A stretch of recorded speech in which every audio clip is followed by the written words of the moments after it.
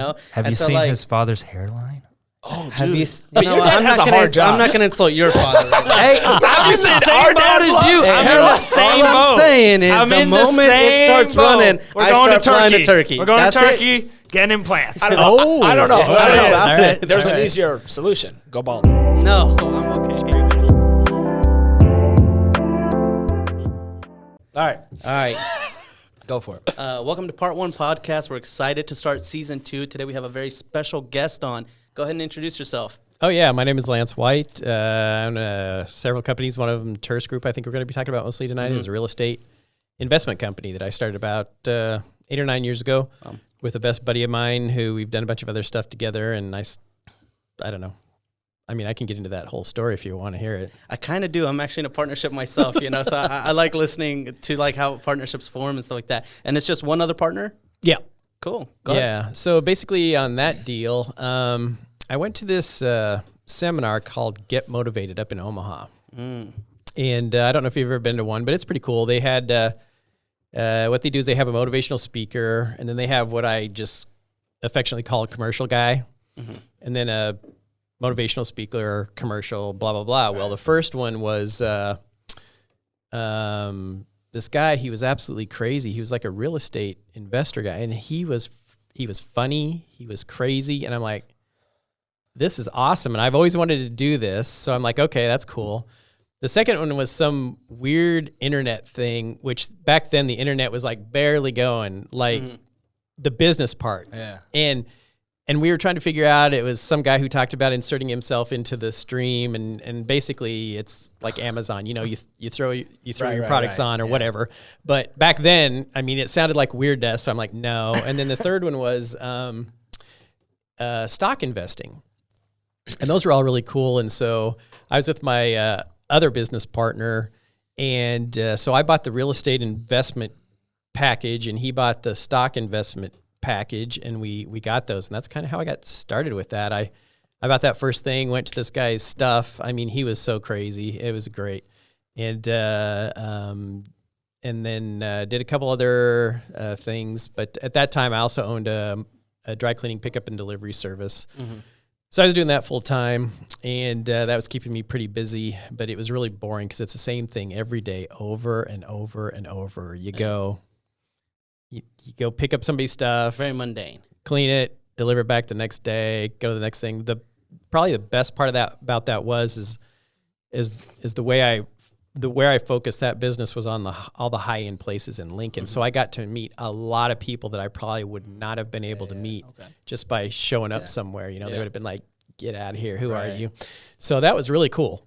But anyways, I just kept looking at this, and I'm like, "Oh, this real estate thing looks really, really fun."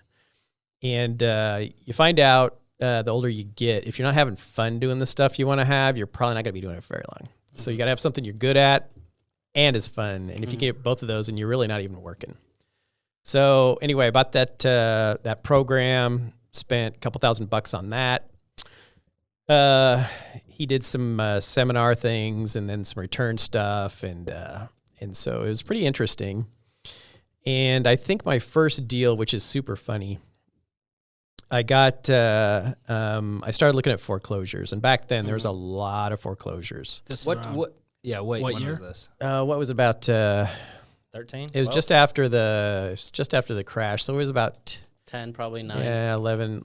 Yeah, that 11 range. or so. Okay. So yeah, and so the very first thing I found, there's a whole bunch of lakes up on the way to Omaha. If you take Highway 50, so basically straight out of East O on Lincoln, you just go towards Bellevue. There's a whole bunch of little lakes along the river. Right. And I found this foreclosure that was owned by a doctor, and it was on a lake. And he had let his kids stay in it. They totally trashed the place, which I would have too at that age, right? Dad's got a lake house, dude. Right. Charge, let's go. Right. So we did that, and I bought the thing, and I called up the bank, and I said, "Hey, I need a loan on this." How did you buy? So sorry to interrupt. No, go ahead. Here. Yeah. How did you buy it? You just walked up and said, "Hey, I'm down to buy it," or was it like on the website? Was it like on an auction? Did you have access to the MLS at this time and stuff like that? No, I didn't have that. It was just a foreclosure, so it was on a list. Okay. And it might have been on so back then, Fannie Mae and Freddie Mac, which are basically government clearinghouses. Yeah. They had all that stuff. And that was one of the things that we were taught, go look on that list for deals. And so I did, and I found that on there, and I just called up, I can't even remember if I called I think I had a realtor at that time. And this was a super cool realtor, because there's two kinds of realtors. There's realtors that want to work with me, and there's realtors that don't. Mm-hmm. And I don't care either one of them. Cool and not cool and not cool. I mean, And you know, totally and you find out really quick the ones that do want to go and work with you, and the ones that don't, because the ones that do want to work with you will go into any crap hole that you go into. Right. They will put offers on everything, and we're putting stupid offers in on stuff. And the best part about the way I can tell right away if somebody wants to actually work with me is if they go into the house and start telling me all the stuff I can do, like, oh, this would look nice if it was painted this. I'm like, dude, that wall's not even going to be there anymore. I don't even know what you're talking about. You know, we're getting rid of all this stuff. I'm like, just unlock the place, right? Let me look. Right. Yeah, I don't need your input. So so he does. He goes in, and I mean, this thing it's trashed. And so I called up the bank, and I didn't know what I was doing. Obviously, first deal. And I just said, hey, I need some money for this deal. And they're like, well, how much do you need? And so I told them what I needed. And they're like, okay, we'll lend it all. And I'm like, really? And they're like, yeah. I mean, you're getting it for, well, okay. So I picked this thing up for $20K. Mm-hmm. Wow. On a lake. On a lake? On a lake. Even an Good 11. times. What was probably the as-is value At the time. at the time before you did anything? It was probably about $50,000. good. That's So solid. So I bought it, I'm and putting then in offers right away. I know, after right? this I know. 20K. I gotta go. Podcast over. I'm busy. I gotta jump on it. FannieMae.com. Is that Oh man. So anyway, so I get it, and I've got this buddy who is working, I don't know, at Hot Topics or one of those little stupid things down at the mall. And I just tell him that I bought this lake house, and I'm like, hey, you want to do some demo work? And he's like, oh yeah, I am all in. Sounds so sick, dude. Me and all my homies are gonna come down right Oh now. my gosh. Turn on Like some way too much music. stuff. I'm gonna go break some stuff. So like me, he's a comic book nerd, right? Right. So he's all about this. So we get in there, and we've got sledgehammers, and we're busting stuff out. And he picks up this 5-pound sledge, and he goes, hey, I'm Thor. And he goes, whip. And he whips that thing through the wall, and just, I mean, there's drywall everywhere. And I'm like, dude, I kind of didn't want that wall damaged. That's the one wall I wanted to I know. keep. And he's like, oh, well. I mean, literally, that's what he said. And I'm like, yeah, oh, well, you know, it's broken now. Did you have any construction experience prior to starting this demo work? You know, I did. So growing up, my dad he loved to do all of his own stuff. He didn't like to pay anybody to do anything, and he figured That's my dad. he could do it. And back then, you didn't have to have a license to do everything like you do now. I mean, nowadays literally, it's if crazy. I want somebody to change a doorbell, they have to have a license or some stupid thing like that. So I'm like, Yeah. so that's kind of my experience. Right. He built the house that I lived in when I was in high school, and I helped him with that. And the only thing that they didn't do is the framing. They did everything else. And of course, summertime, I got to do that, which was awesome. I'm like, From ground up? great. Yeah, I want to help my dad build our house. Ah. Instead of hanging out with my friends, playing basketball and riding bikes and all that other stuff. Right. So, and he was a master woodworker. I mean, he's built lots of furniture for lots of really Right. cool places. Right. So that's my experience. It wasn't the greatest, but at least I knew was how something. to use Right. a saw and that stuff. So You knew how to nail it in. yeah, yeah. So I got to working on this, and then when the demo's over, I didn't invite him back because I didn't want him to break anything. So what happened then? Like, you got the demo taken care of. Got the demo done, and then I'm like, hey, thanks for your help. You know, Don't Thanks for nothing. ever you come know, back. yeah. See you when I'm done. or never. Right. So I started working on this thing myself, and it took me a year to do it, which was totally cool with me because I'm like, it's a lake house, Right. Right. so why not? Yeah. So we had all the summer stuff there. 4th of July, Memorial yeah. Day, Labor Day. This So is you were while it was living like demoed? You were living in this Oh house. yeah, as we were going. No, I wasn't living it. Well, I Oh. felt like I was living in it, but I was you're just there all the driving time, back and huh? forth, Okay. right?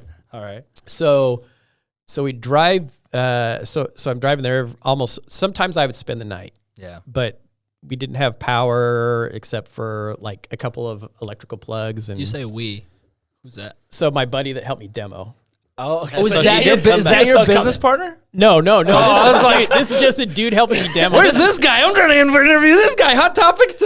This is before business partner, man. All right. This is like Wild West for me. All right. So I start working on it, and I'm working, and so we're having all these cool stuff, Father's Right. Day and Mother's Day and everything, and Yeah. and my brother-in-law loves to fish. So one day he's like, "Hey, do you care if I go out there and fish? Because there's 5 lakes in there, and the lake that we were on was a fishing lake only. So Okay. you could have a boat, but you couldn't have a motor on it. So okay. you basically a canoe or Right, or whatever. And I'm like, oh yeah, I hate fishing. So yeah, you come out and fish all you Same. want. So my type of guy, right? That's my type of thing. I'm Oh, like, I don't so he comes out and he brings his canoe out and he does that a couple times. And then finally he's like, I'm like, why don't you just leave it on the back porch? Cause it was a fully screened in back porch. Huge. get it. Sick house. And he's like, really? And I'm like, yeah. Why haul that thing back and forth Right. all the time, load it up when you can just pull it in, throw it in there. So he did that. And so him and his dad fished all summer while I worked. But that was okay because it was on a lake. It was cool. We had a good Right. time. And I probably would have kept it if it would have been on a boatable lake. But I like to water ski. yeah. I don't care about fishing, so we didn't keep it. So anyway, I get this thing almost done. And I'm like, you know what? I'm just going to throw a sign out by the road, see what happens. Huh. Like, the next day, realtors were calling me like crazy. And I'm like, what is going on here? And so I had 3 or 4 realtors walk through with people. Some of them wanted to represent me. I'm like, no, just if you've got a buyer, you can get your commission on that. That's fine with me. So this couple walks in and they look at it and they're kind of, doing the smart thing. This and that and the other. And I'm like, whatever, it's a lake house. I'll keep it. I don't care. Well, that afternoon, the realtor calls me back and he says, they want you to take your tools and leave. They're buying it as is. Wow. Right? Did they put an offer, like or you're were like, you asking yes. for? Did you have an asking price? Yeah, I threw an 89 on it Okay. because I'm like, Can you imagine? No one's gonna buy I would this buy right an now. no one's going to 89. buy it yet till it's done. And they did.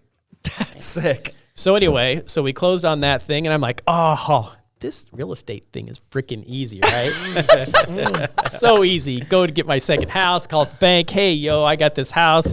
Right. You remember I need me? a loan, and they're like, we're not lending on that one. And I'm like, what?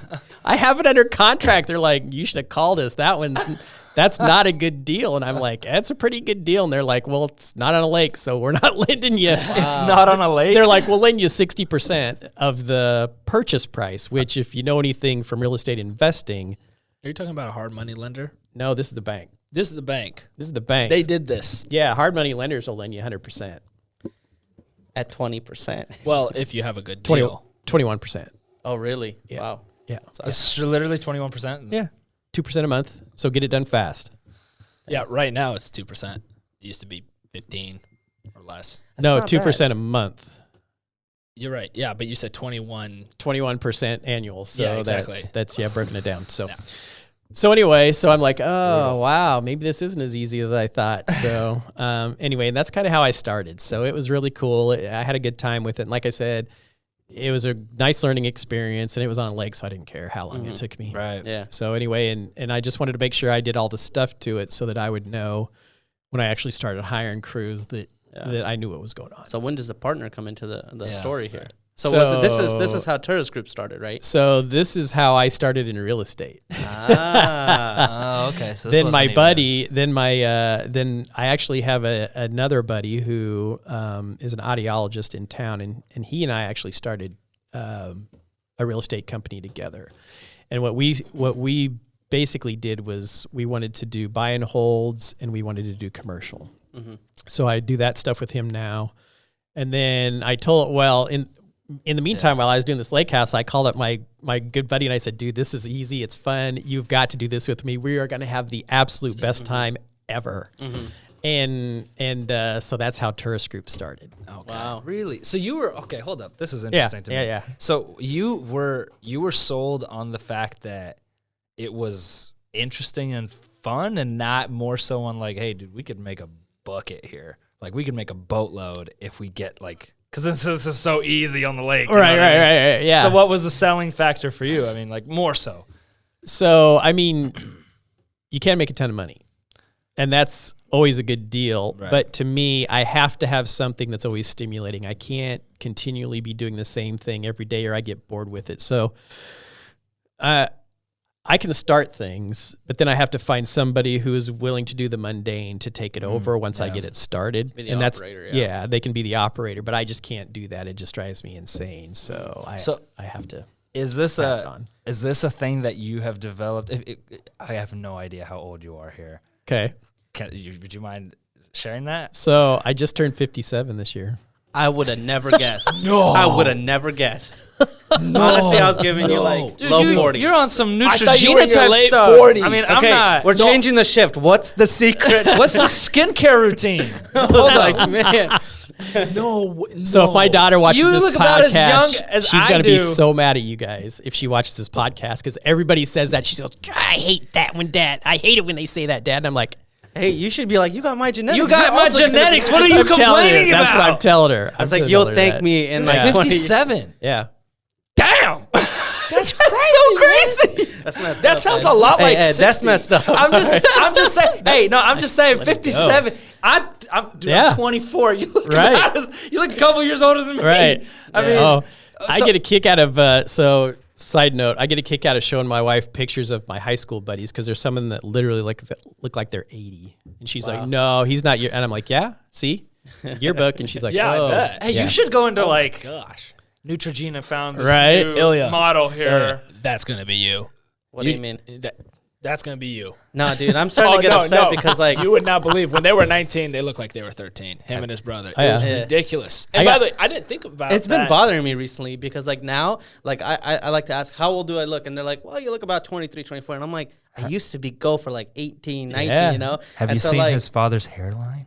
Oh, Have dude. you? But You know your what? dad has a hard job. I'm not gonna insult your father. Right now. Hey, I'm in the said same our boat dad's as law. you. Hey, I'm in all the I'm same boat. I'm saying is I'm the in moment it same starts boat. running, We're I going start flying to Turkey. We're going That's to it. Turkey, getting implants. I don't Oh, know I don't know about about it. it. There's All an right. easier solution. Go bald. No, I'm okay. Scrape it. Actually, there, I have talked. it. I have to. You know, screw what I have talked about. Let's go back to him.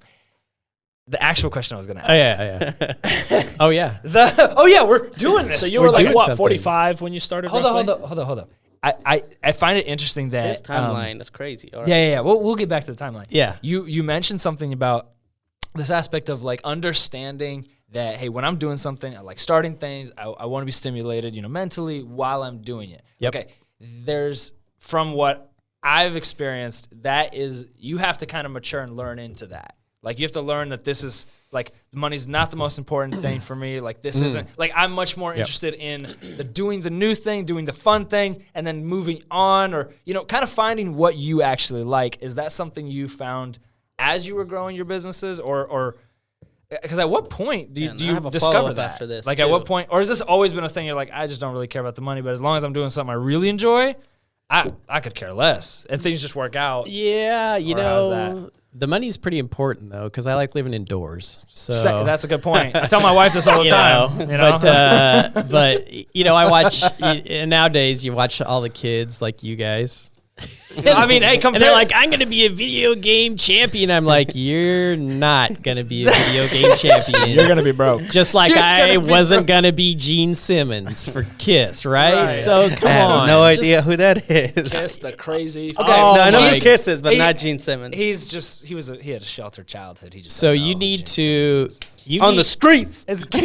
you need to check it out because he's one of the biggest marketing geniuses to have ever lived. Kiss. Really? You don't know who The Kiss is? No, dude I know makes- who Kiss is. I don't know who So Gene Simmons Jim. is the tongue dude. That's Gene Okay, Simmons. gotcha. And he is like a genius in marketing. And if you want to learn some cool marketing stuff, start reading about him, start watching stuff that he's amazing. He Buy his course those- right now. They freaking make money hand over fist. I was in Las Vegas a few years ago, and they have their own mini golf night glow thing in one of the casinos down there.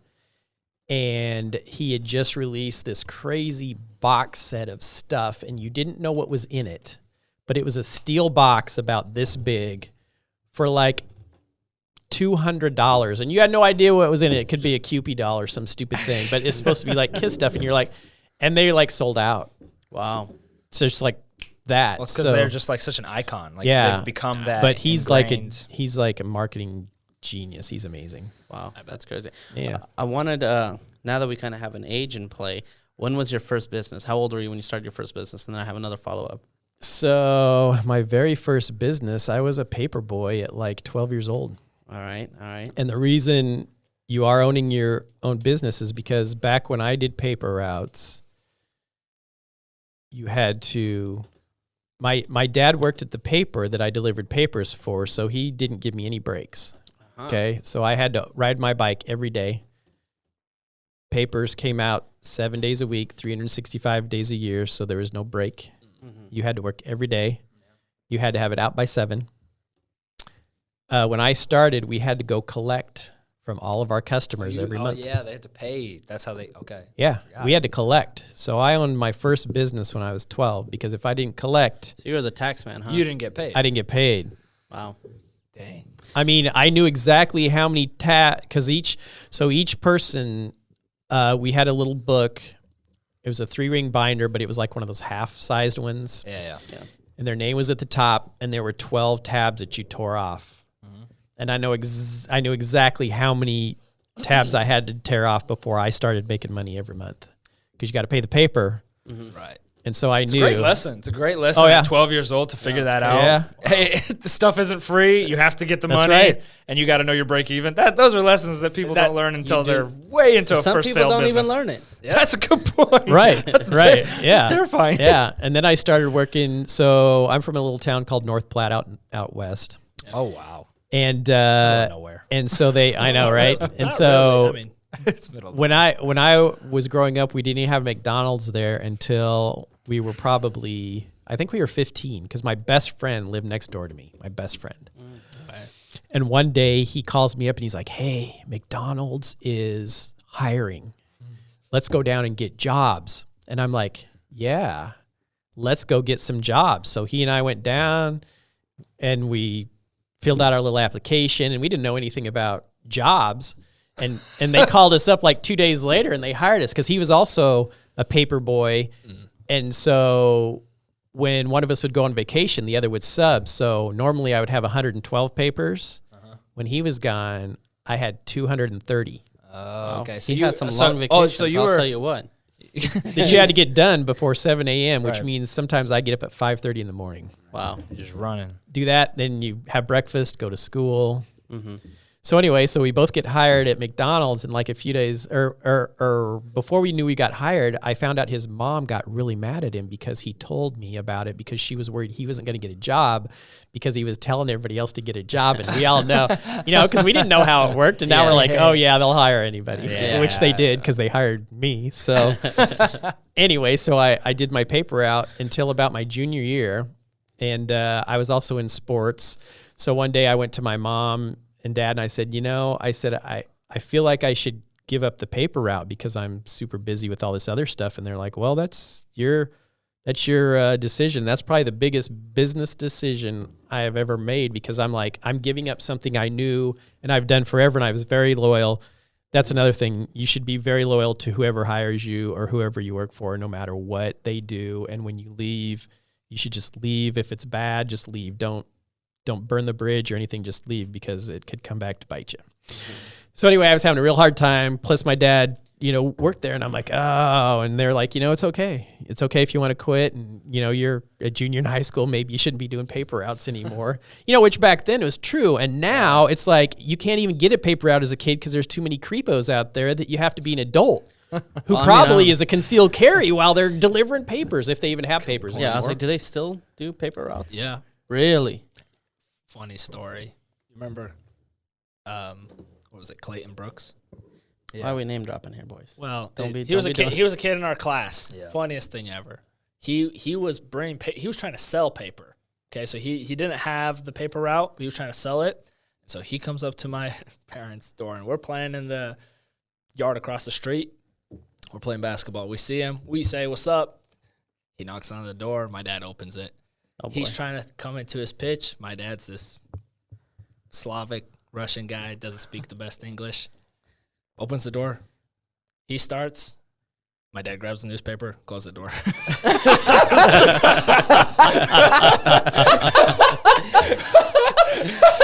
And he closed. And he closed the door. Closed and delivered the product. Just never got it.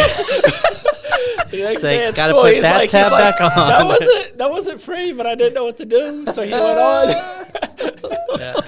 Well, I can confirm that they have papers because I play pickleball too.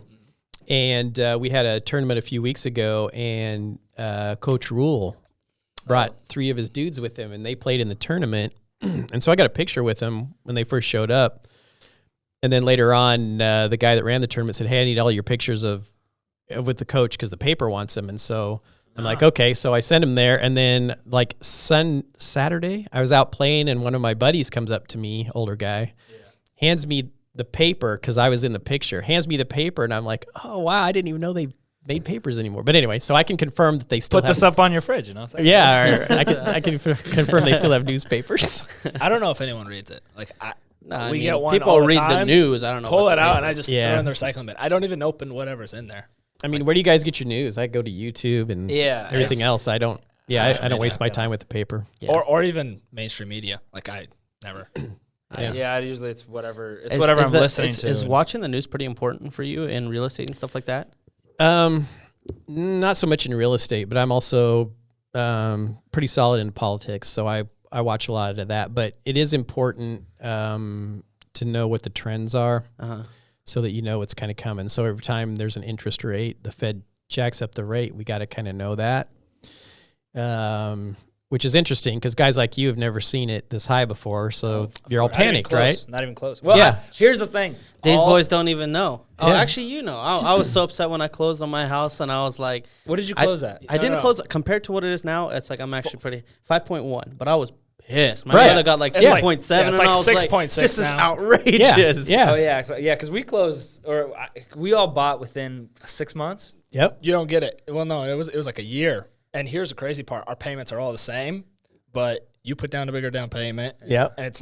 And he got the lowest interest rate. What was that? Yeah. 2.8, 2.875 Yep. or something. something like that. Then Ed, hang up I your put a headphones smaller and get down out. payment, Hang but up my and get interest rate out. was 3.125. Okay. And it's like the same thing. You Yeah. got 3.1? 3.125. And here's the thing: I closed January 2022. Yeah. Okay? He closed what? May 2022. May, yeah. Yeah. At that point, he closed at 5.1. Yeah. And I bought that down too. 'Cause it was like I think You it was bought like it down? Yeah. I bought mine down too.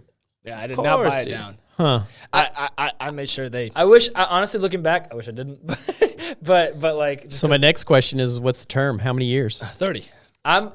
fixed rate. It depends. I'm right at the moment. I think all of us got conventional. Yeah. 30 or Sure. loans. 30? Yeah. What's your opinion on this?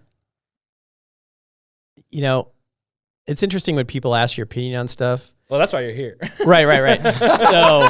So Yo, one to thing me- I do want to say, you're a very well networked person. You were talking about how like back in the day when you were going to this Get Motivated stuff, and the reason I actually brought it up when we first started the podcast, I was like, how within, I met you maybe a month ago or something, how within 1 month did my entire circle get to know Lance? I was like, this is insane. Like how, like what, like master networker, dude. I was that's like, a skill. how? Like, That's a skill. That's an underlying skill that Yeah. we can talk about later. But yeah. I just want that's we crazy definitely to me. picked up on Also, that. Yeah. you don't age. Yeah, you don't. Yeah. Yeah. It's the exact same. I saw Yeah. you, and I met you in 2016. Yeah. So Yeah.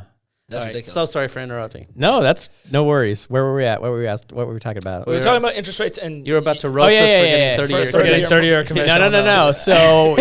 So when people Hey, it ask, could be worse. when people ask me advice, I say, well, it depends on your situation. Like for us, we're at 326 on a 15-year note, and I pay bi-weekly.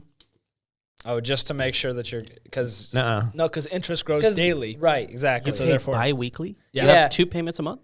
2 payments a month. Because you actually No, you no, actually no, cut no, out no. a bunch. I pay bi-weekly, which means I get 2 extra payments a year, which rolls that down. I mean, Oh yeah, it you're rolls it gonna down. pay it down. So Like, you're telling me if I 6 paid right years? now, I went and I just did 2 extra payments toward the principal, it's gonna cut years like crazy. Oh yeah.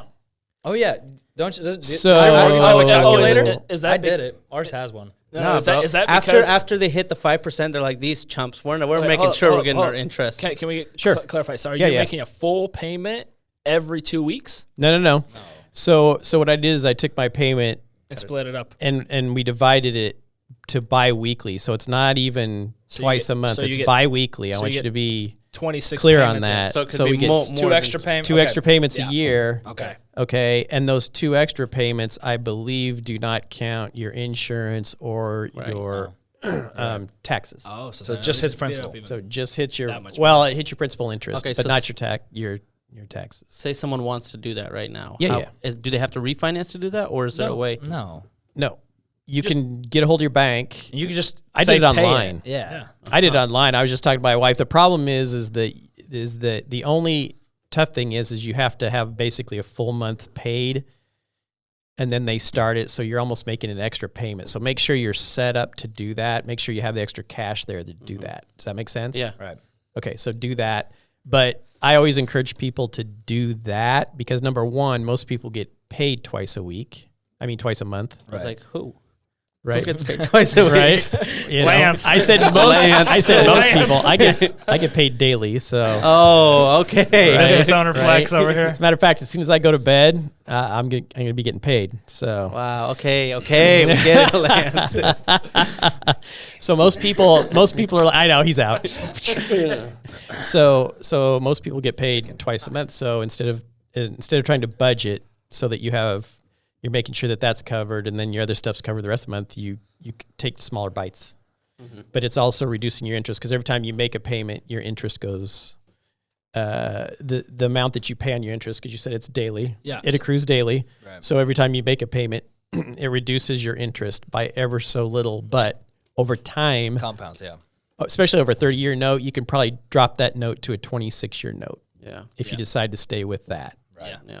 So I didn't really check like how much like was actually getting paid down on my mortgage, and You'll then pay like the most. yeah. So I was like looking, and then like 6 months after paying, I was like, oh, I'm gonna go look, and it was like $2,000 down, and I was like, what is this? Is this a joke? Who am I to you? Right. Paid anything? It's called bank amortization. I was like, It's I'm all- in the it all wrong gets- business. Yeah, I'm it- trying to be a bank. First Yeah. time I heard that, I thought that they intentionally did it because they think people are going to sell, so that's why. But it's just how you have to set it up because the biggest part of the principal is way at the front. And as you pay that down, it's going to be an even payment. So So at a certain point on a any year note, it'll cross. So at year like I don't know 15, it'll go from It's usually closer to like 20, actually. from more to towards the interest. end. Yeah, Yeah, more it's to like interest. It depends. I've always paid extra. Right. So even if it's like throwing $100 at it every once a month or every 2 months or whatever, if you're throwing a little extra at it, and make sure, and you should be able to do it all online with all banks. Make sure you check the principal only. yeah. Okay. Okay, I don't. You know they. Because then what you'll do is you'll just build up prepayments. Is that correct? You'll build up prepayments that you've paid rather than you paying down the principal. Oh, if you check the other one. Yeah. If it's not if it's No, not, it just pays the interest a little bit more. So why pay that Yeah, when why you could pay pay the all interest the when you could- principal and then that brings down the interest. Even It's like more. paying half again or something. Don't do that. Yeah. Here's a question, since we're kind of talking about the investing side of things. Yeah. Okay, that means you got into real. Go for it. Before we get into that, what exactly does so you said a bazillion businesses, you're in a different tax bracket, we got you. Okay, we get it. Turris Group, what is Turris Group? And then can you name your other 2 big businesses, and then your incognito ones will leave incognito. Yeah, sure. So Turris Group is primarily a flipping business. So what that means is we buy houses, we fix them up, and then we sell them. Okay. We have a couple of rentals just to show steady income, and my business partner's kids going to the university, so he's living in one with his buddies. Turris Group. Go back to that. Yep. So that's primarily flipping, and so we flip in Lincoln, Omaha, Council Bluffs. mostly eastern Nebraska. We try not to go into any markets that we don't know a whole lot about. And if we do get a really good deal in that type of a market, we try to research it. So that's that one. And then I have White Knights Properties, which is my buddy who we do mostly commercials. So we hold commercial stuff. Like warehousing? Or is it like residential? So I don't own any residential stuff right now that I consider to be commercial. We own some multi-families, but they're small. So it's like What's small? Nothing bigger than like 5. like a 3-plex. Yeah. So for it to be commercial, it's got to be 4 or more, and that's and so a lot of people will stay under that, but I don't really care, and I don't know why. If you have an accountant, you shouldn't care. I mean, I think it's because of the financing, because you can get better loans. Yeah, I mean, it is, but there's so many more zeros when you go commercial, so you should really be paying attention to that. Not True. because a lot of commercial, what most people don't understand is that when you get a loan with the bank on commercial, it's on a 5-year Balloon, right? It's not a balloon, but it's a 5-year note that they just keep renewing every 5 years. That way they can change the interest rate if they need to, or you can get a better one or whatever. So Good luck. I don't know. I just don't. I don't see that as much of a hindrance. So You don't see. I know we have other businesses to talk about, but you don't see with what kind of happened to these interest rates. Is that like especially for the commercial? Because a lot of times people, have that interest rate, and then in 5 years they get a new one. The thing is, if you were locked in a year ago, you getting into this next one, you're talking a whole nother world of an interest rate. Is that a concern?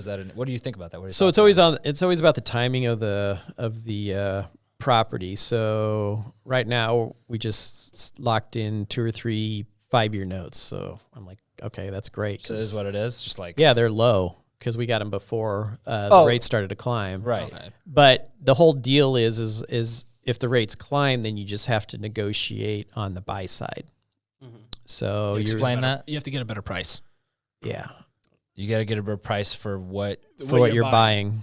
Okay, so you want it cheaper. Yeah. So instead of paying Since because you're going to be paying more on the interest. You'll be paying back more on end, interest. so, Yeah. exactly. So you instead just of paying, negotiate it down. drastically. Is at that this it? point. So, but is there a concern of like if someone wants this, X for it or whatever, and because the interest rate's much higher, we're gonna try to push it down. Is that a deal now potentially on the market? What do you mean push it down? Well, like let's say you have it for let's say $100,000. Let's just say Sure.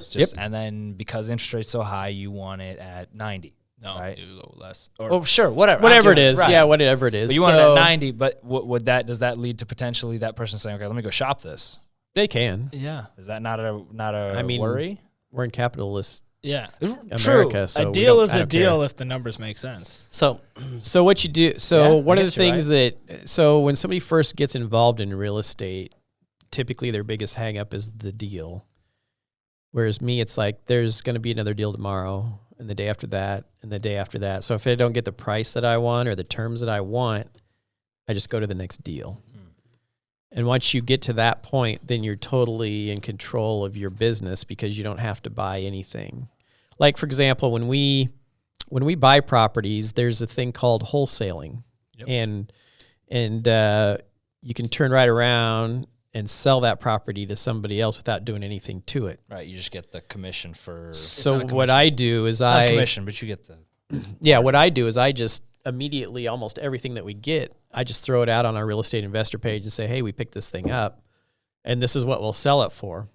And if people buy it for that, great. And if they don't, I don't care because we were going to flip it anyway. right. okay, so that's the focus of White Knights. It's not like you're buying commercial property and then making it into like a rentable place. You're just buying and flipping it. So no, we're buying and holding. Sorry, commercial. Yeah, we're buying and holding That's the White those. So Knights. that's stuff. Yeah, that's stuff that we buy and then we renovate if we need to, and then we keep it and then we rent it out. So my favorite thing is what's called mixed use, and that's where you have residential probably on the second floor and third floor. Oh, And then commercial, and commercial on the okay. main floor, because the residential tenants are the ones that pay the mortgage on the building. Okay. The commercial ones are the ones that put money in your pocket But they're also the most volatile because even though you sign longer contracts with commercial, if they There's business don't risk. make it, Yeah. then they don't make it, And they're and you're gone. not getting any money from Good them point. Yeah.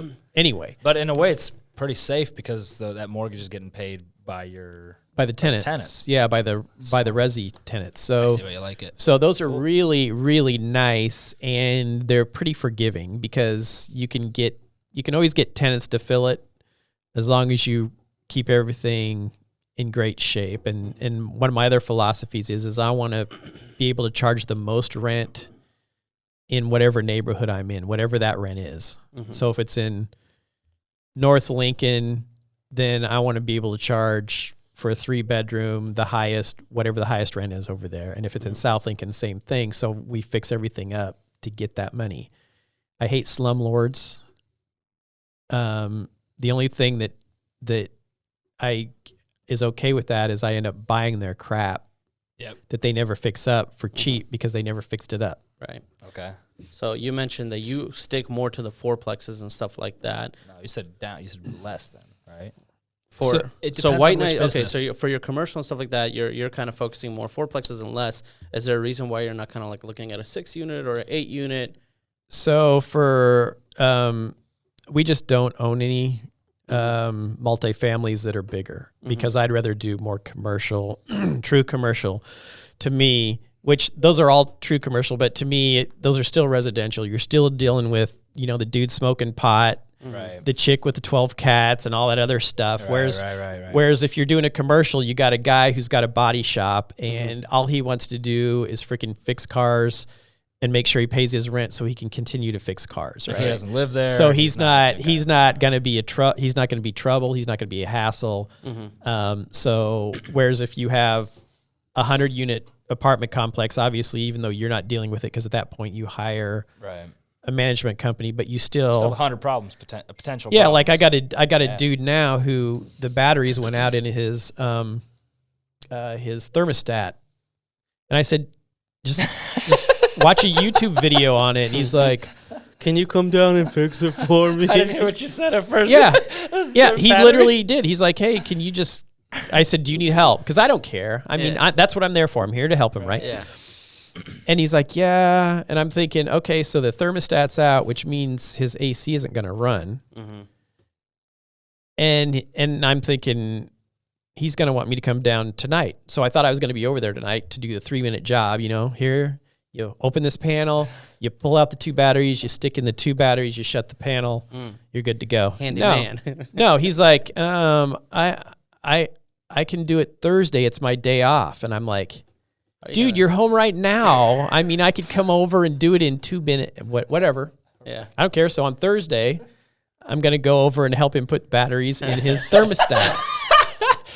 And I'm like, okay, well, you're the one without air conditioning get for the toasty. next That is 2 going days. to I be don't care. sweaty. So to be fair to him, it is a basement unit, so it's not hot. Oh, so it gets cold. gotcha. So he's totally anyway. fine, Okay. but I'm just like, whatever.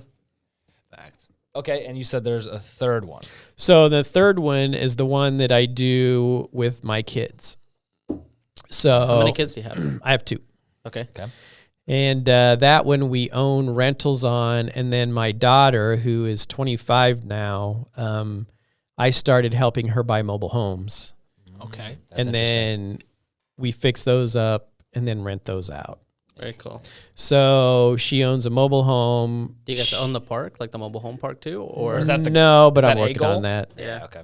Those are good. Those would be. Yeah. I heard those are like sweet gold deal. mines. Those from- things and storage units are fantastic. Man, why does that That's- keep coming up? that's It's Because like every they're convo. so Because it for is. basic, It's like- simple businesses that you keep charging the same rent, but you don't have to deal with water or any Fixing of that extra nothing, crap. the low Don't even really maintenance have of to it. work with the tenants. They stop paying, you auction off their stuff. Yeah, you just lock it up. Yeah, that's what's up. And yeah. Beautiful. Yep, it works out nice. So anyway, she does that, and then she and her gal pals were living in one of our rentals, and then she got married, and so her and her husband moved into that, and so the other 2 gals moved out. Well, so I sold it to him, and so it's a duplex. So now between the mobile home and the upstairs tenant or duplex, they don't make any of the mortgage payments on their that's house. Their tenants do it, and she's 25. That's what's up. That's what's up. And I told her, I said, if you own 10 mobile homes, just 10 mobile homes, I said you would not have to work for the rest of your life. So we'll see. Wow. See if she gets She's around pretty that. motivated though, so she wouldn't stop at that. But I'm just saying, if you want a good solid base, buy 10 mobile homes, rent them out. Because I rent. So the one that she owns that I helped her buy, we rent that for $900 a month. They rent for $900 That's a a month? lot for Yeah. a mobile home. Like, This thing is a nice one though. It's a 2006, which seems old. You don't realize that there's also probably like a But it's- $300-$400 fee that you're paying to the park. Yeah, you're paying lot rent of on top of the 900. No. So we charge them. This is why mobile home parks love me, is because I pay the lot rent whether a tenant's there or not. Yeah. And the biggest hassle of the mobile home park is that Getting the people lot that rent, live there are poorer. Right. So sometimes they don't pay their rent. They'd rather have meth or giant TVs or whatever the crap they buy. Right. Well, if I own it, it doesn't matter what the tenant does. I'm still paying the lot rent. Right. So I deal with the tenant. Then you're dealing Right. with the meth, potentially. Yeah. So, Yeah. Well, actually, the park gets to deal with that part. So I don't. I deal with fixing stuff up, but if there's problems, the police and the well, the park, the park, the park do all they do all that stuff. But we vet the tenants pretty well, so we don't usually have to mess with that. But ultimately, she's making probably just as much cash flow on her mobile home as I am on the houses that I own. Wow. And I paid a lot more for those houses than she did. So you just bought the mobile homes and then you moved them into a park. I was like, they're so weird. I think of an RV. I'm like, what do you just fold it up and you just move it over there? Like, They're a little different, but They're all on wheels. yeah, And you just have a mover come and he they're not even technically real property. moves them. So you actually go down to the DMV to buy them. Yeah. Yeah. You don't. Yeah. Yeah, they have a. By the way, they'll have a VIN number somewhere in like a cabinet or something. Yeah. They usually have a VIN number. Yeah. No. Yeah, they do. I'm That's no dead. joke. Yeah. You got to re-register it every year. Yeah. It's pretty amazing when you start buying mobile homes, all the stuff you have to figure out. yeah. Like, because they'll always ask, what year is it? What's the make of it? And how long Make, is it? model, submodel. And I'm like, how many miles? What are the does that emissions have? on it? yeah, it's like I don't know any of that crap, so I had to start learning all that stuff. Carb certification. We got to. Yeah. California's killing them. Are you buying them new, or are you buying them at a certain year range? No, we aren't buying them new because all the new ones are 70,000 and up. Okay, and so like a- what's the year range you guys generally look for? Any. Anything? Yeah. Is there If the any deal's cap? right, that's just. Like after or older than if you got one at like 1960? That'd be too old. So that's a good question. So on mobile homes, you have to be careful on the age because at some point they don't allow them to be moved over interstate. Okay. So those are the ones you want to avoid buying if you're planning on moving it to a different park. But you don't get into like insurance issues where they're not interested in insuring it because of its age or something of that sort. Yeah, you just got to have insurance. You have to shop insurance on those to see what you can get. But it's not technically a deal breaker. You'll do the due diligence on. Yeah, Okay. you got to find out, what they're going to charge or what they do and don't. Can I to get cover. Can I get into more? I'm interested in more real estate numbers, Sure. if I might That's ask. where I was Can I headed ask? too. I want. Can I ask? Yeah. You can ask if you want. Yeah. Go for it. So the first business, the flipping business, Yeah. what do you guys do in terms of how many flips do you guys do a year at this point? So we try to do like 18 to 20 flips a year. Okay.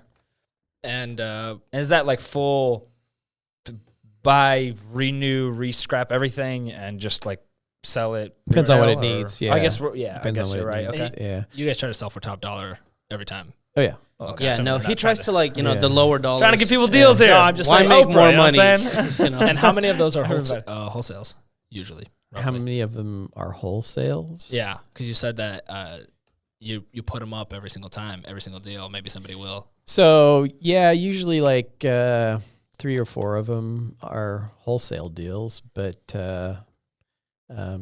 But that's out of the total stuff that we get. So we try to flip 18 a year. Oh, okay, solid flips. And then anything that's a wholesale is just in addition to that. Okay.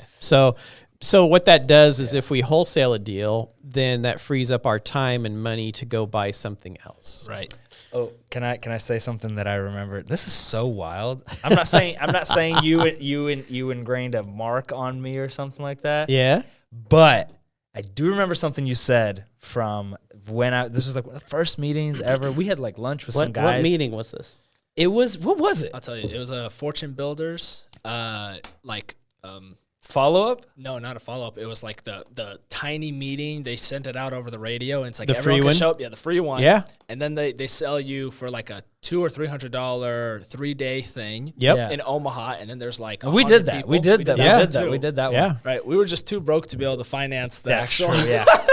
then they were like, Would you "Here's guys be a- willing to do that over I a was like- 30-year I was like, conventional? No, I was like, I would do it. I was like, I'm 17. I have I would do nothing. it. I have no credit. Like, there's nothing you can get from me. I'd do it. Anyways, one thing that you said there, you were, I don't remember exactly what was asked, but somebody asked about like, you were talking about some kind of real estate deal or a rental or something. And I think you were with either your partner or with just some guy that you know. Okay. And someone was I like, don't know too many people.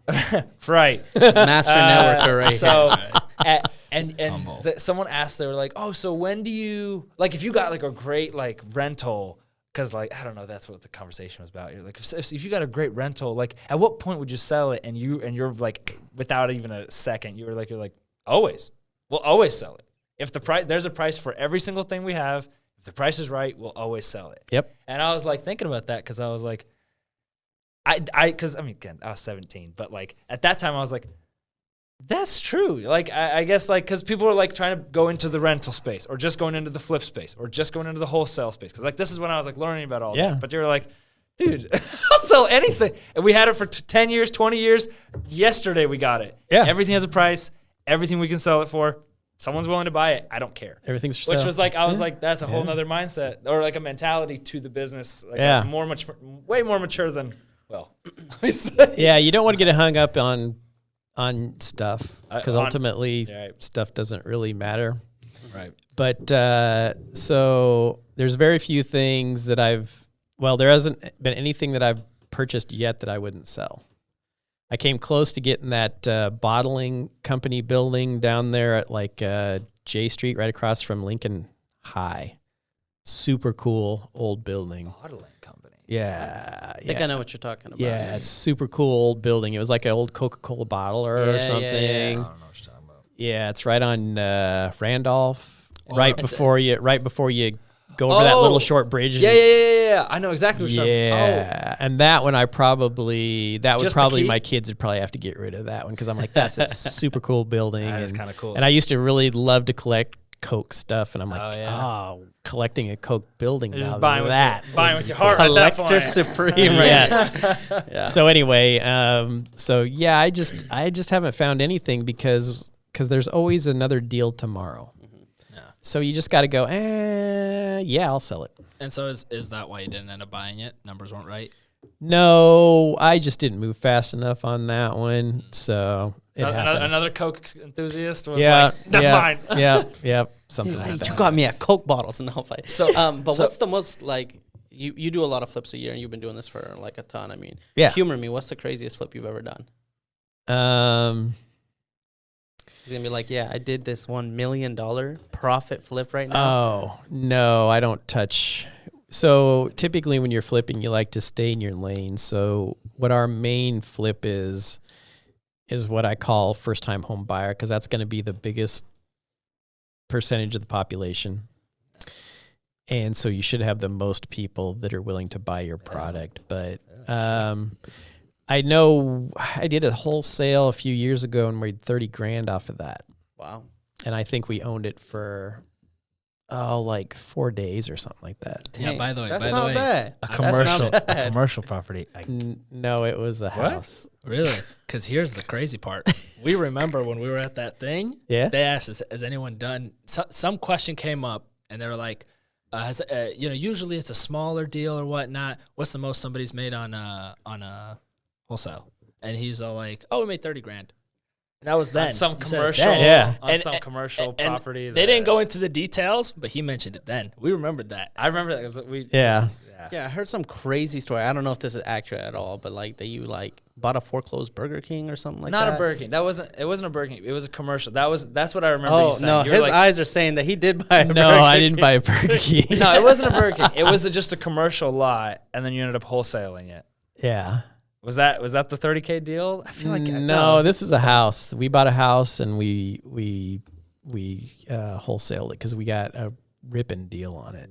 So we turned around and sold. It's an easy $30K. But if you ever come to the real estate investor meetings, there was one story one night where one of the guys bought it, wholesaled it to another guy, and it was stupid. He made like 15 grand off of it. That guy turned around and wholesaled it to somebody else and made like 15 grand. And then that guy turned around and wholesaled it to somebody else and he made like 30 and ticked off the other two guys because you're like, dude, First guy is a loser. I mean, no joke. There was This is so 60 messed grand. up. That's No, so there was messed 60. How do you not know what you're selling? you just don't. I mean, when you're brand new, if you're making 15, think about it for just a second. in a day. Come on, like So no work. most people don't make 15 grand a month, right? Right. So if you make 15 grand let's just say he put in, No, I get it.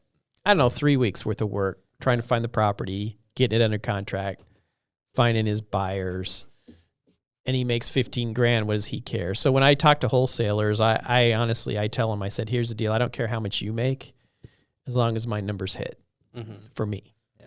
And sometimes they can make more than me because They got the deal. they got a ripping deal. Yeah. And sometimes they don't. Most of the time they don't, but I don't care. And I don't go back to them later and said, you ticked me off because screwed me you made over. more. Yeah, No, it's because not- I know what I'm doing. Yeah. So if they made more, what that means for me next time is they're bringing me their next deal first. Yeah. Yeah. Oh, yeah. Right? Yeah. Of course, that makes total So, sense. yeah. Is there anything that you won't buy? It's too small, 1 bedroom, 1 bath, 600 square feet, No. nothing. Because they have these wonderful things now called Airbnbs. we were just talking about that while we were waiting for you. Yeah. And you can do that with one of those. I buy mobile homes, dude. So there's It's a good nothing I won't point. buy. Yeah. At that point, You know, it only goes up from there. I mean, I got one now that I bought for $1. So, and you have to buy it for $1 because you have to show that you bought it, right? Yeah. So Right, they're right, like, $1, and I'm like, great. So I bought it for $1. Man, you must be really good at poker. Yep.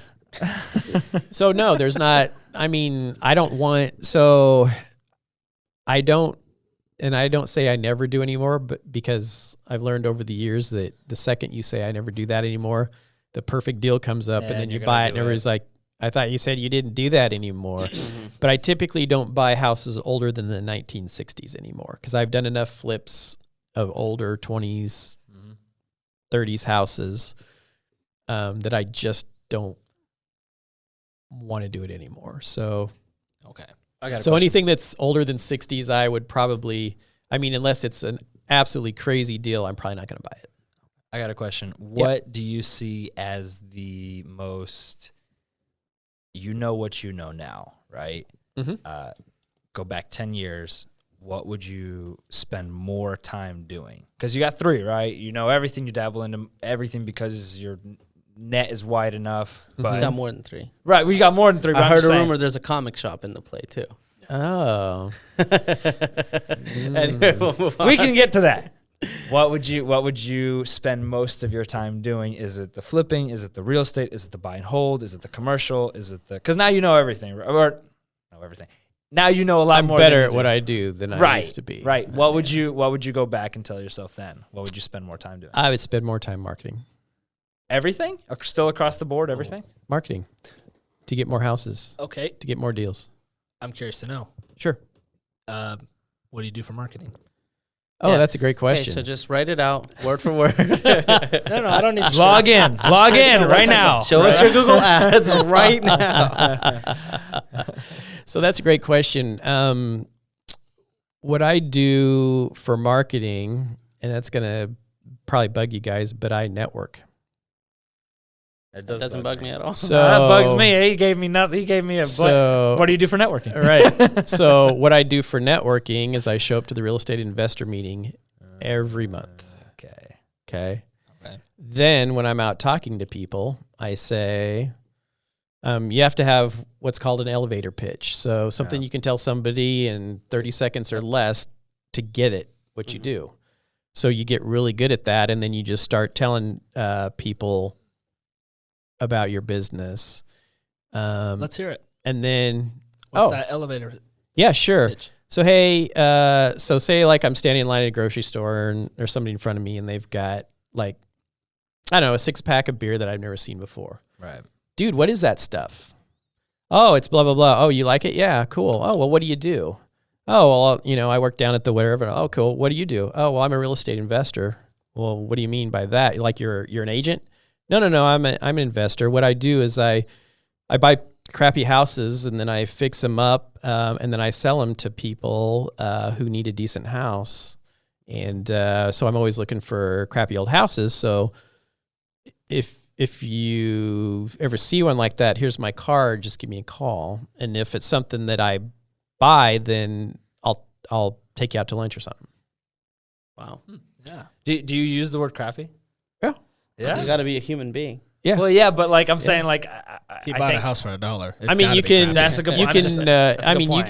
you can say distressed. You can say whatever you want to say. There's 100 different. Okay, right. words Okay, for- so you just whoever Yeah. you're talking to, you okay. Yeah, so it's just change the whoever it language. is. If it's some dude in a suit, I say I look for distressed houses. So if you see anything in your neighborhood that you can't stand and nobody's living in there and they're just letting it go, shoot me that address. And if I figure out who owns it and everything, I'll we'll get that thing fixed up. So you think you've gotten more deals or you've produced more from the networking than you have from any ads that you had than any really? Actually, more from networking. So you go to the real estate investor thing. I mean, because all you guys have met me, right? Yep. Yeah. Okay. That's a good Chubby point. and I. Yeah. Yeah. So in BNI, but it's just talking to people all the time, and that's really the funnest part for me. So my job description is acquisitions, right? That's pretty broad. Right, but I'm in charge of. Yeah. So when I talk to people who are savvy about real estate, I said my 2 jobs are getting deals and getting money. That's my elevator pitch. That's Grant Cardone right there. Like if I'm talking, if I'm talking to Lance White, nice to meet you. yeah. If I'm talking to somebody who's a real estate agent or somebody who owns some real estate, that's that's my elevator pitch. Okay. My job is, because I hand my card, it says acquisitions right on it. They're like, what do you mean by that? My job is to find deals and find money. Find money. I like that. So What's your then they always ask, what do you mean find money? I said, well, banks move pretty slow. So what we do is we look for people that have money but don't have any time, but they want to be in the real estate game. And then we make sure they qualify to be one of our lenders. And then we bring them deals that they can lend to us on. And then once we close on the deal, then they get paid. But they do have to qualify to be a lender. Right. And right away, people are like, if I came up to you and said, hey, would you lend me $50,000 to do a real estate deal? What would you tell me if you didn't know me? No. If I didn't know you? Right. If you didn't know me, right before that. right, you should say no, right? Yeah. What if I said, hey, it looks like you do pretty good. We have a real estate company that we have people lend us money on, and you seem like you're interested in real estate. I just have to check to see if you're qualified to be a lender for us. Framed it differently. Then what happens all of a sudden? I'm Now pushing I'm a you away, so now you're leaning in, right? Yeah. You're going, And you're like, inflated their ego a little bit too. Yeah. Yeah, that's right. I can qualify for, well, what's a qualification? Yeah. It's official. It's now it's official. Right. So it's- now all of a sudden I say, I'll tell you what, let's have coffee and talk about it. Interesting. I'm curious to know what's your criteria to buy? Because I'm sure that you have some formula, but if you had to put it in a few words, what would that be specifically on the flipping side To buy, to buy? It's quite simple. How much is it going to sell for when it's done? Let's call it 200 grand. It doesn't matter. Okay. Subtract out whatever it's going to cost for the realtor in closing. Subtract whatever it's going to cost to do the renovation. Subtract whatever it's going to cost for the cost of the money, because there's cost in money, Right. whether it's your money or somebody else's. Of course. Minus what I need to make off the deal. Can I buy it? That's my buy price. Is there like, is it like a percentage of ARV or something like that? Roughly? No. No? So it's just that, and you guys run the numbers individually for I don't the deal? restrain myself to 70% of ARV or 60% or whatever it is. Okay. But if I have wholesalers that I work with and they keep bringing me crappy deals, I'm going to say, unless it's 40% of ARV, stop bringing me deals. I mean, we'll buy them at 60 or whatever, and it all depends on how much it's going to cost to renovate it. Mm-hmm. That's the bottom line. If whatever that number is will determine whether we buy the deal or not. How good have you gotten at, or how good has your eye gotten at seeing all those numbers? Because like you mentioned, all these costs, right? The renovating, Yep. the cost of money, just Mhm. all these things. Mhm. Those things change. Those things change very quickly. I mean, like Mhm. right now, concrete's gone crazy. Back Mhm. in a while back, lumber was going crazy. You Yeah. couldn't really put a number on that. I mean, You're right. Or how do you? Because stuff sometimes, like you said, deals come every day, but at the same time, sometimes they are here just for today. So how have you gotten good at that, or you know? So if you're in it every day, it's just like any other business. Right. If you're in it every day, you kind of have a pulse on what's going on, and that should give you a relatively decent idea of what things are going to be. And if worse comes to worse, I just call up my concrete guy and say, dude, what's it costing today? And they tell me. So if let's just say someone's starting out, right? Yeah. In this, because in a way, there's this business, this industry, you know, being a real estate investor, really no barriers to entry. At the same time, you got to know the right people. You got to know what you're doing, because you can make a lot of money in real estate, and you can also lose a lot of money in real estate. Correct. So if someone's starting out, what's your advice to them in terms of what should I focus on? Should I focus on building connection with renovation side of things? Should I look at new deals? Should I, what's the term that no one does nowadays? What, drive for dollars? People still do that? I do that all the time. Really? What is that? Absolutely. They just drive around and look at homes and see if there's something out there. Look if for they see crappy something. houses. So take a different route home tonight. Well, not tonight. Tomorrow. Take a different route home. You just Throw see my something. neighbor- no. That's called driving for dollars. You just drive Still it. works. Oh yeah, I've got several people that do it for me. Wow. There's Nice. a So different name. here's what I want to know. Well, I tell them all the time. I say I can't drive down every street in Lincoln. So Right. you drive down the street, and if you find it, then I make it worth your while. Okay, so my question is this: like, when you're closing, basically, okay, when you're dealing with these kind of people, and I'm not trying to be like disrespectful to these kind of people, but Yeah. like rundown homes, like Older aren't paying- homes whatever, or- you know what I mean? Yeah. Crappy situation, crappy home. Yep. They're pretty they're like hoarders, or they're weird, or they think they're like, oh no, I can get more for this. How do you close? I feel like that's the hard part, closing those people. Those are all different closes. Every single thing that you mentioned is different. So it depends on their situation and what they're trying to accomplish. So I don't. When I go and I look at deals, I am not thinking, and I know this sounds kind of weird, but it's the truth. I'm not thinking, okay, how much am I going to make on this money? I'm thinking, how can I solve their problem? Because if I can't solve their problem, I'm not closing on their house. Right? So I got to figure out how to solve their problem. I mean, I specifically remember this. I went to look at a house in Bellevue, and I was with my business partner and the wholesaler. And then came in, it appeared to me that the wholesaler knew the guy that he was getting the house from. And we went in there, and I started asking him, I can't even remember what was on his wall, but I saw it, and I started just talking about that. And he just started talking and talking and talking. And so we were kind of walking through the house, and I'm asking him questions about it and everything like that. We sit down on the sofas, and I'm just talking to him, not even mentioning anything about, how can I buy your house? And my business partner and my wholesaler literally got up and left. They went outside because they thought it was time to go. And I'm like, you guys are stupid. Because this guy is going to sell me his house, not because I want to buy it, because I'm asking him about the things that are interesting to him. And as you get better at closing, that stuff then becomes interesting to you. Now, when you first start doing it, you have to fake a lot of stuff because you're like, I don't care about this, but I'm going to ask him, hey, why do you guys have a picture that looks like you're on the moon? Space law. Right? We did our research. Right?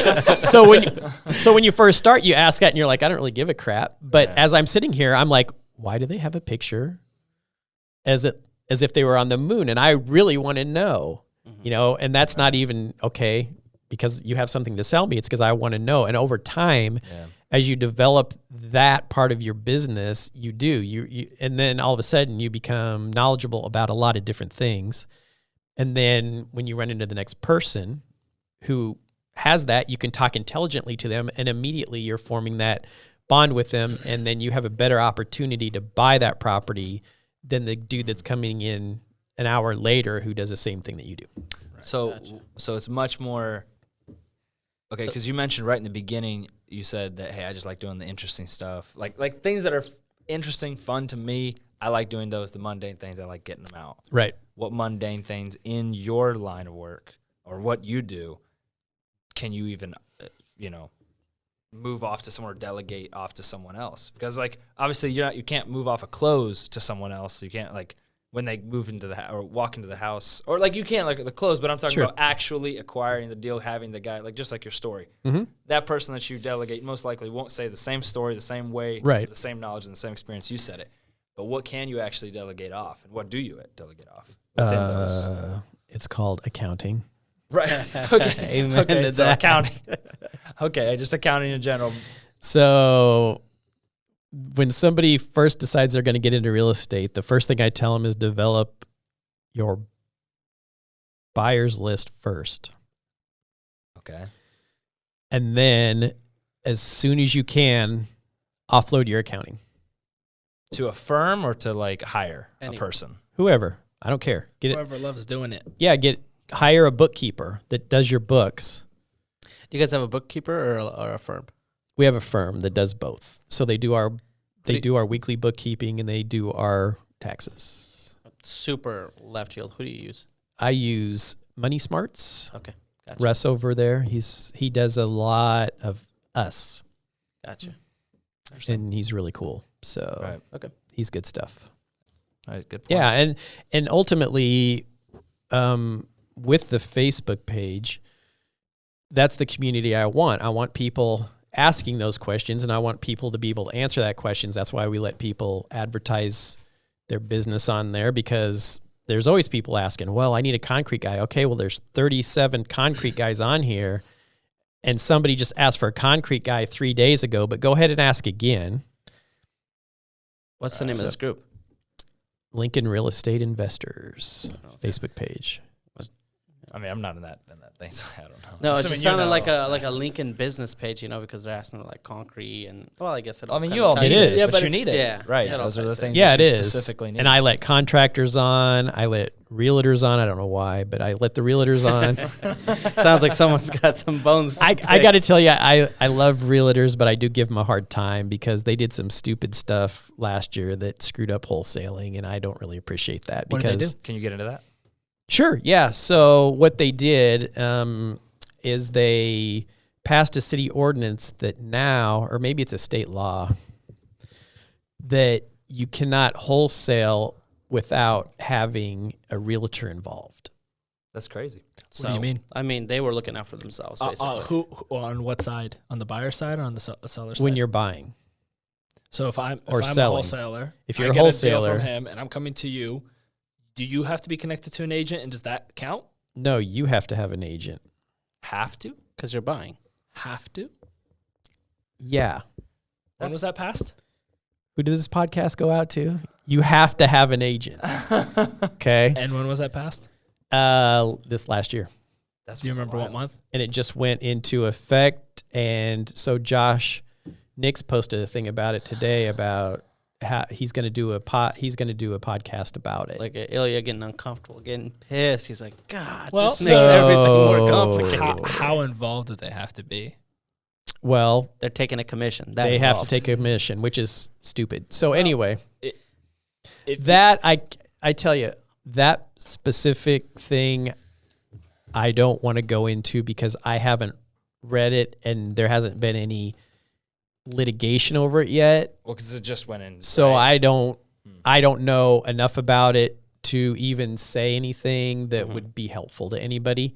I would say stuff off the record, but I definitely don't want to say anything because they're now monitoring like our group.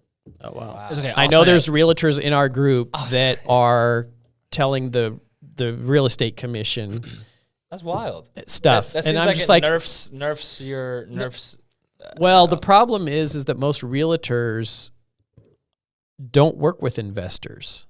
Yeah. And so what they did is they screwed themselves too, because now that house that I was going to be able to buy that I can fix up and let a realtor list when it's actually worth something, now I have to pay them a commission when it's worth nothing. And then that makes my costs go up. So now I have to get it for less because I can't sell it for more. So now I have to beat up Why the would they do person that? selling They it. started It doesn't make double-dipping. sense. Why They would have they a do golden. that? So this is just what people don't realize. The MLS, it's localized. There's no such thing as a federal state MLS. I mean, I guess in some states, the entire state is one MLS, but we have the Great Plains MLS, and this is a golden goose for the local board of realtors that controls it. When a real estate investor flips in 4 days, like you guys said, remember that one explanation, 15, 15, 30, right? They believe that it should be a licensed realtor should have been involved in every single one of those transactions so they can get a commission 4 times instead of 1 time. I get that, but that's like almost un-American. Yeah. By the way, That's almost un-American. it is, and you can't do It's anything very about it. anti-capitalist. That's what I'm thinking. And you can't do anything about it because they're not going to give up their golden goose. I'm curious to know, does a flat fee listing agent count? That I don't know. That's why I don't want to make any more comments because I just don't know. I mean, there's been a couple of them that have said something, but I haven't heard anything lately on that. So that kind of tends to tell me that no. Seems But like there's like an open market. There's a gap there. If there's a real estate agent that just goes out in markets and says, "Hey, I'll do the real estate stuff for cheap or like for a really great deal," Yeah, It'll bring the entire market down. a flat fee commission, but they'd Something almost have like to be a broker. broker. Yeah, they'd have to be, and also agents. But I don't generally- know that. I just don't know. If they hate all speculation investors anyway. or wholesalers, they hate flat fee. Why doesn't Listing a it. wholesaler just become a real estate agent, bite the bullet for everyone, and take a killing off just You can. taking the market? Because then they might argue that what you're doing is you're trying to cut out the commission because you can make more money the other way, and so you could get sued for having the license by the board of realtors, specifically because you're trying to cut out that commission part so that you can make the profit. Trust me, it's Well, and there's also Communist Russia. disclosure too. If you have your license, and you have to disclose to the person you're buying from that you have your license. So it's just it's just something that will be. Seems like it's messy. Just It's messy, but it's new, so we'll just have guess to we'll see figure it what out as we happens go. to it. Yeah. Interesting. So shifting gears, you Sure. said you had 2 kids. I mean, like you have 3, 4. Okay, you have multiple businesses. Yep. How did that work-life balance hit? So the whole reason I got into owning my own business was so that I could basically play Mr. Mom. Because my wife's a traditional, she always works because she's always concerned, like most mothers are, that we want to make, we want to make sure that everything's getting paid, which is Right. great. Yeah. So that's the main reason I got in, because I'm like, I can watch the kids and that stuff too. So right. that, and then of course, to me, it's just natural to educate your kids as to why you're doing stuff. Because a lot of times you'll go off to work at 8 o'clock in the morning. Mhm. You'll get home at 5 o'clock in the evening, and then the kids go to bed at 7. So you have 2 hours of which they don't want to talk to you probably anyway because they haven't seen you all day and they don't even really know you. That's good. When does that start? What? When does that attitude start? Because we all have little ones, even though we're not very old, but we all have little ones. When does that start? Because mine adore me at the current moment. Right. She's 2 and 11 months. Well, so I've been pretty lucky because my kids are solid kids, and but I have heard stories that like teenage girls get really bent out of shape with their dads because they're not around and stuff. But I never had that because I included our kids. As a matter of fact, another reason I did that is because we would do all the fun stuff. So as your kids get older, you'll get to go to T-ball. That's fun. Okay. You'll get to go to football or I guess soccer. They didn't have soccer, and I'm not a big soccer fan. So if you are, sorry, but soccer's stupid. I like that pre-apology. I mean, any sport where you can watch it for 3 hours and the score ends in 0-0 is not a sport. I don't care what you say, right? That's a good point. I mean, I'm just like, not but if you wrong. like it, I'm sorry. So anyway, so things like that. So one of my most favorite things to do as the kids is once they get into school at the end of the year, they all go on a field trip to the zoo up in Omaha, right? Right. Okay. Yeah. So I'd live for that. This is the dad that got to go with the kids, and all the other dads with their 9-to-5ers. Oh, Nice. I like that. How? And then let me Yeah, go on a little bit further. In 8th grade, you guys should be taking notes on this. In 8th grade, they usually send your kids to Washington, D.C. for a field trip. Is that a thing? Yeah. Yeah. I didn't get sent to We were poor. Washington. Oh, yeah. Guess whose dad went on that field trip? Because I love history and I love politics and I love going. And I got to go, and then with my son. And then when my daughter got to be in 8th grade, my wife gave me the boot and she went. And I was like, oh, man, I thought I was going to get to go twice. I've been waiting 8 years. I know. I've been waiting 10. Well, a lot more years. Yeah, so the zoo, all that stuff, we sponsored a lot of their school things. My daughter was a 3-sport athlete, so I got to help with all of those sports. My son was a 1-sport athlete. I got to help with that sport. My daughter went to club volleyball, so I got to do that. Now, that was so cool because those kids are all motivated. There's not one kid in club volleyball that's like, I don't want to be here. Because they don't last. They just don't last. They don't last. So it's all girls that want to be there. They all want to perform at a high level, and I loved it.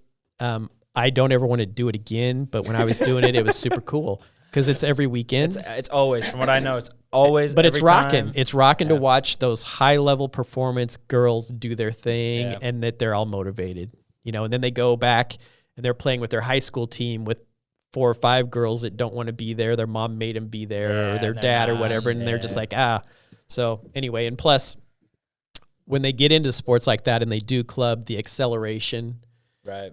I mean, the kids that don't go, just they're done. They can't compete. Yep. Yeah. And how early did you put them into all those activities? As early as they wanted. So I never cared about what they did. I just cared about if they wanted to do, they had to do something. Okay. Their option was to do something. They can't just, we're just going to sit at home all the time and watch Blue's Clues or whatever was on TV. No, it's like, okay, you pick something, whatever you like, whether it's band, whether it's science, I don't care what it is, you pick it and then you do it. Okay. And then my only stipulation is you can't quit. You can finish at the end of the season and not go out the next season. That's fine. But if you join the basketball team, you start from day one practice until you lose your last game, you're playing. And I don't care what other things you have going on. You committed to your coach, you committed to your team, you're doing it. And they're like, cool. And they did it. So, yeah. That's awesome. That's literally the same thing I've said to my wife. I'm like, I don't care what they do. They just can't quit. They could be doing band. My parents didn't let me quit. I hated band so much. Oh, I hated piano lessons, and I had to do it for years. Yep, same. And then we went to high school, and then they put me into marching band. Dude, you never, ever did anything for marching band, ever. You didn't even play. You didn't even have your instrument. No, I was bad. I was so bad. I know. No, like, my dad would wake me up. No, you guys don't get it. My That's dad would wake me awesome. up at, like, 5 a.m. Yeah. to drive me, down the neighborhood to the bus stop, put me on that bus, and because it was a public transport, it literally took us an hour to get to school. Mm-hmm. So I would get there at 6, or I would leave at 6, get there at 7, and I fall asleep every single time. I would just use my gym pants and sweatpants and just lay my head on the window. I so badly did not want to be there. The band teacher, he didn't like me. I remember one time, and this is like 7 a.m. 7 a.m. I just joined his club. No. No.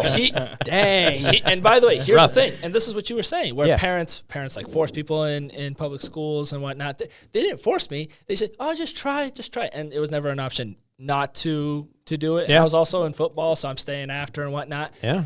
And God loves all people, but not me. I'm telling you, the idea that people don't come to the football game for the football, right now, but they come to the football game for the band. I'm like, you guys are crazy. And I'm playing football. That was always crazy for me too. I'm like, that's absolutely insane. But here's the thing. This guy, seven crazy. Dude, 7:30. Dude, 7:30. Teacher, he's got his cowbell. He's hitting it with the stick to march. Come on, straight up More cowbell. Yeah. All right, Will Ferrell, more cowbell. Yeah, always more always more cowbell. But here's the thing.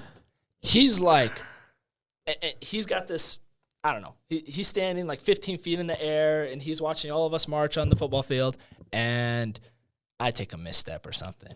He stops the whole thing. He's like, hell yeah, right. I back up, dude. I don't want to be here. Okay, and I'm playing the saxophone, but playing. Ooh. And here's the thing. I do it again. He climbs off. He climbs off, comes up into my face. He's like, if you don't want to be here, you don't have to. And I'm like, actually, I do. My dad wakes me up to bring me to the freaking thing. Nice. Technically never had a problem again, but here's the thing. The only reason I passed that band class, I had it 40% because I would never practice it, and I just kind of float my way through class. Here's the mistake they made. I tried to do it like a pass-fail, He didn't want to sign it. He's like, you could just test out of it. Well, they added that the final performance is worth 60% of your grade. Ooh. And so I showed up. I was just, blah, blah, blah. I made the whole thing sound bad, but Nice. dude, no joke. I passed, no problems. There you go. Even though I had a 40 the whole year. Lesson learned. Don't take band. Don't take band.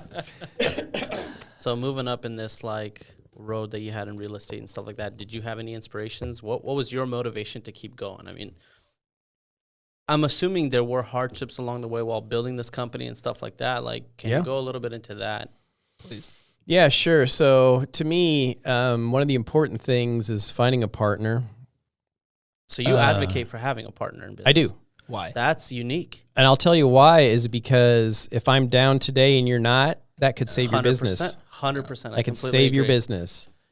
It has Seriously. saved my business, actually. And and when you sit down with somebody, you have to make a deal. You say, okay, there's going to be up days and there's going to be down days, but we cannot be down at the same time. Yeah. Period. And so you just have to do it, and then you figure out, okay, what can I do to be up today? Mm-hmm. And that's pretty huge because that and a mentor, you should always try to get mentors because it's a really good, you can bounce things off of them because sometimes you get too close to something that you don't see the bad stuff. And so if you don't have somebody that you can just say, hey, this is what I'm thinking of doing, what do you think? And since they're divorced from it. They can say, well, I see this road bump and I see this road bump. It doesn't mean you're not going to do it. Right. It just means they make you aware of that so that when it comes, you can handle it, or you just don't do that thing. And so you avoid it altogether. It just depends on, how big of a road bump that is. So yeah, I always say get a partner, but, regardless of who it is, you should always have a contract, and you should always hire a lawyer to do the contract. And you should always, everybody sign it. I don't care if you're best friends. I don't care if you're brothers. I don't care. You should always sign it, because that way you can always refer back to it. And if somebody's saying you're being a jerk, say, guess what? It's in the contract. Same thing with tenants. Yeah. I have a 6-page contract for my residential rental tenants. And we sit there and we read the entire. You read it? We read it to them. Wow. The entire thing. Then they initial every page and then sign at the bottom. So when they call me up and say, hey, blah, blah, blah, I'll just say, hey, let's turn to page 4 on the contract that you and I read and see what that says about it. So I don't have to, I'm like, I'm not the bad guy. You signed the contract. Yeah. I'm not arguing with them. I'm just like, there's your contract.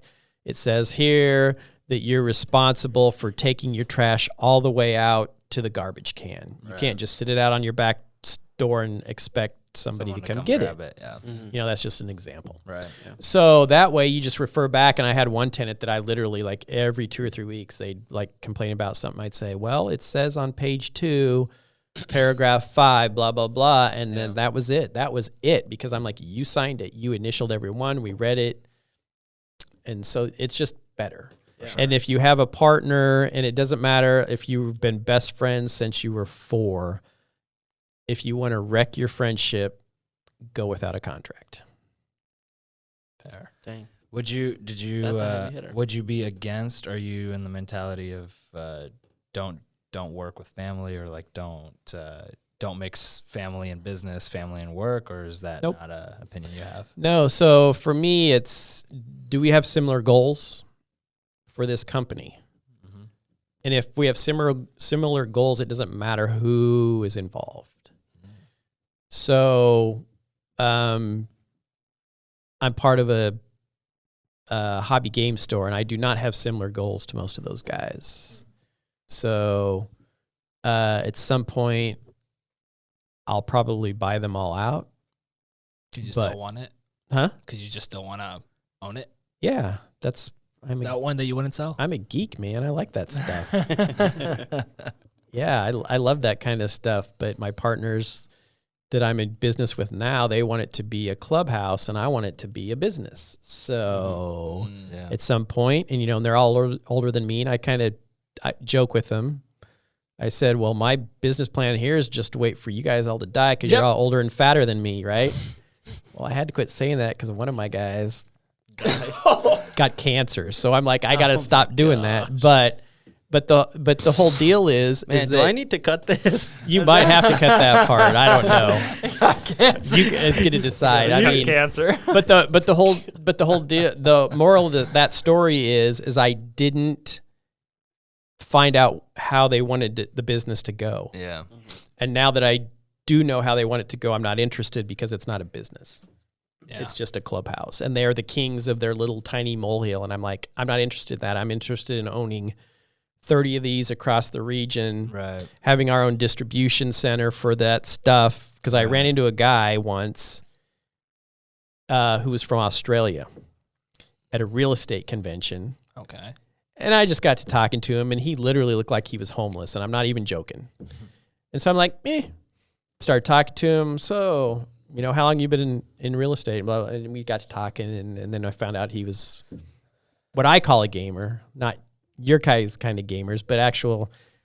So I affectionately, when people walk in with the saggy pants and all that crap, I know exactly what they're looking for. And they're like, hey, do you have the PlayStation 4 blah, blah, blah game? And I'm like, no, we only carry games that you have to use your brain for. And then I just stare at him.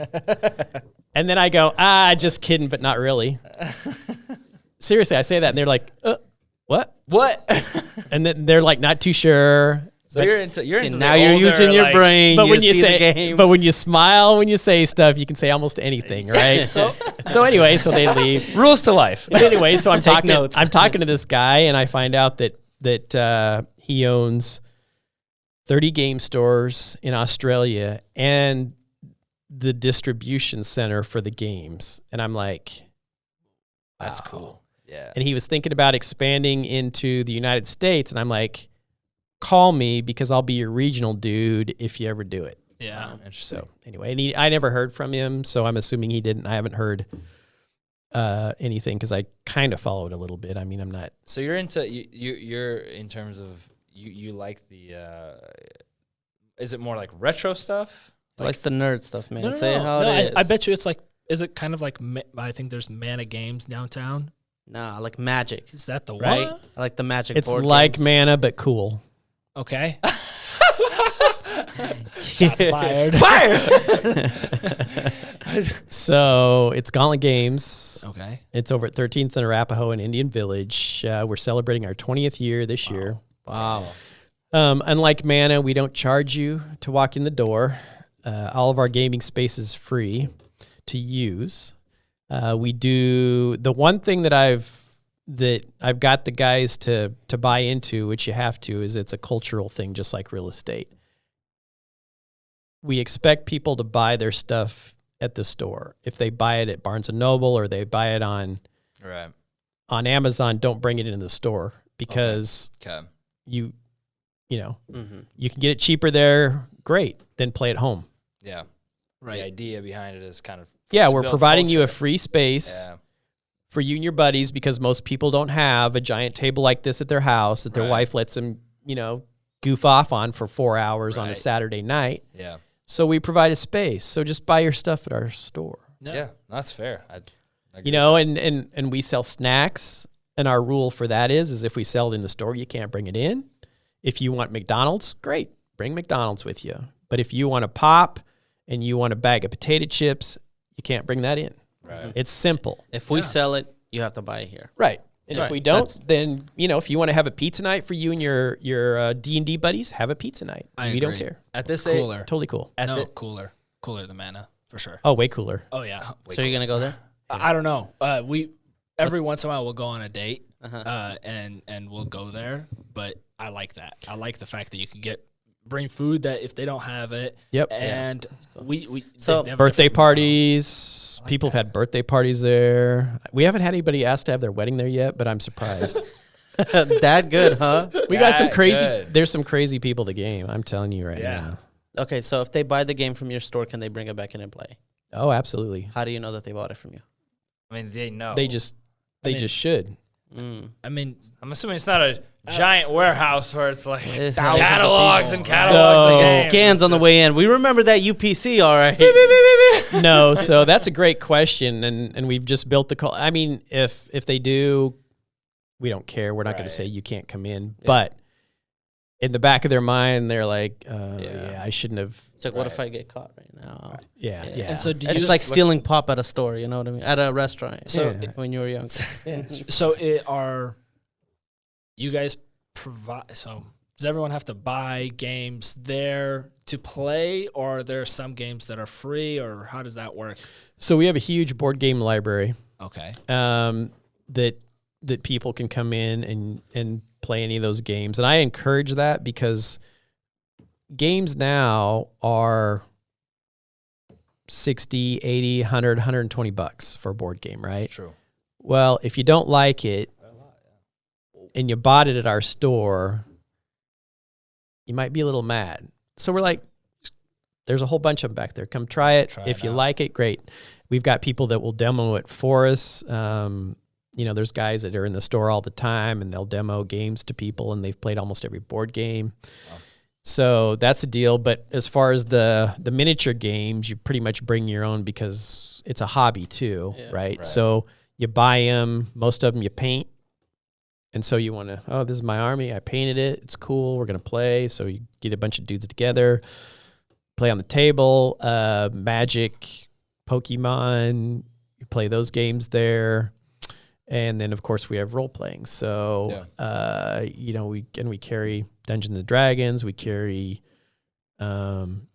Vampire, we carry, Starfinder, which I like, and Pathfinder. And then, you know, people bring their characters and stuff, and they buy their books there, stuff like that. And then we also give discounts. So we give out a punch card. So for every $10 somebody spends, we give them a punch, and then we get the card filled up.